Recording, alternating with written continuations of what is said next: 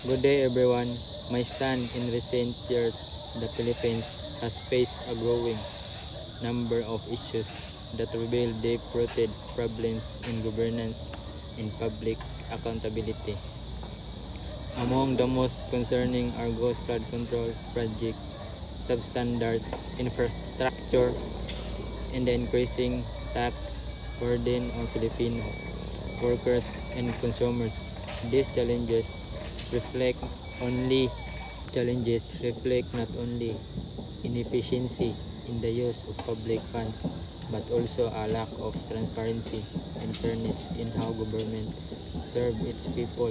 Corruption, poor implementation, and misplaced priorities continue to hinder national progress, indirectly affect the daily lives of ordinary citizens. It is therefore crucial to take a firm stand on these issues in the call of genuine reforms that promote integrity, justice, and responsible governance. First, Ghost Flood Control project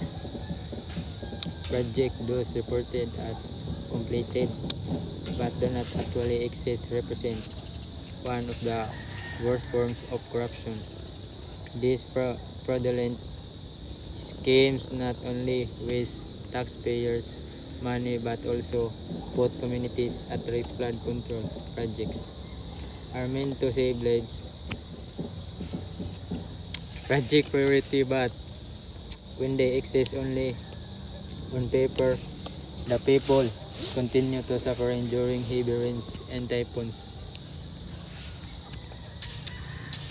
I strongly condemn ghost projects. Government officials involved must be held criminally liable, and project monitoring should be made public through online transparency platforms where citizens can verify the existence and progress of all infrastructure projects.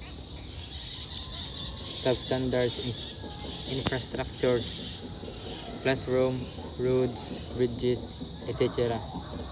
The use of substandard materials and poor workmanship in public infrastructure is both unethical and dangerous.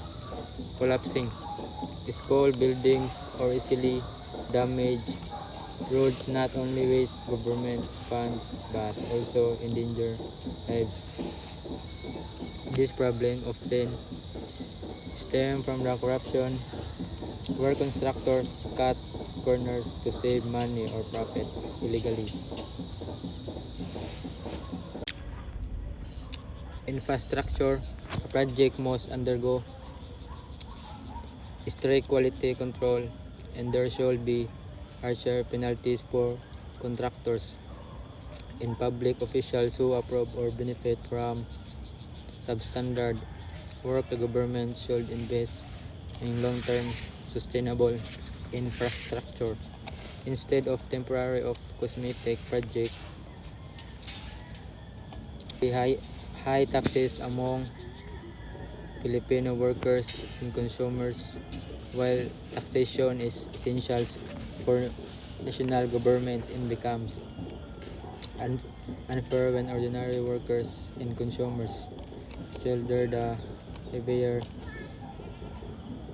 burden while large corporations